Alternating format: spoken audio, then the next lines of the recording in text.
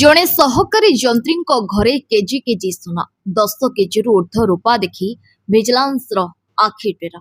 ଏମାନେ ଆଦିବାସୀ ବହୁଳ କୋରାପୁଟ ଜିଲ୍ଲାକୁ ଦୁର୍ନୀତିର ଭୂସ୍ବର୍ଗ ବୋଲି ଧରି ନେଇଛନ୍ତି।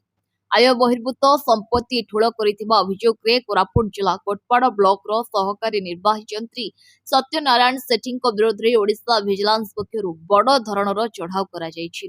शुक्रवार जयपुर भिजिलांस अदालतर सर्च वारेंट आधार में 7टी स्थान में एककालीन तलाशी आरंभ होईछि।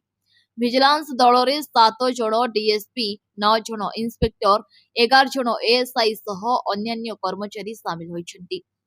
तलाशी कोरापुट खोर्धा और केन्द्रापड़ा जिलार विभिन्न स्थान में चलीछि। सेगुड़िक मध्य रही जयपुर पाराबेड़ा स्थित भड़ाघर, खोर्धा जिला जटणीर हाईटेक प्लाजा आवासिक फ्लाट, केन्द्रापड़ा जिला डेराबिस थाना अंतर्गत जहांगर ग्रामर पैतृक घर, कोटपाड़ सरकारी क्वार्टर, कोटपाड़ ब्लॉक कार्यालय ऑफिस कक्ष, बोरीगुमा तहसिल अंतर्गत तारागां मौजार 2टी चाष जमी, जयपुर पाराबेड़ा स्थित भड़ाघर नगद लक्षाधिक टंका सह केजी केजी सुना अलंकार सह 10 केजीरू ऊर्ध्व रूपा जबत होइथिबा सूचना मिली।